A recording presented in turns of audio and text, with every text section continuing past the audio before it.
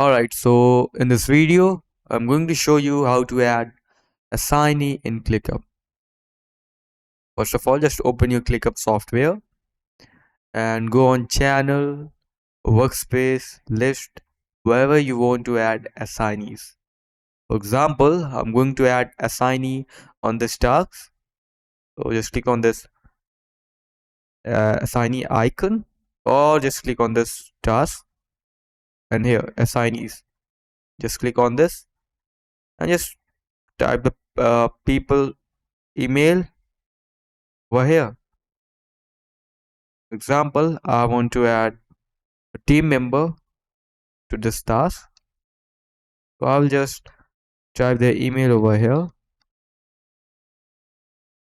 and just click on invite. You can make them a limited member, guest, or admin. Also, you can change their permissions from full edit to edit, comment, or view only.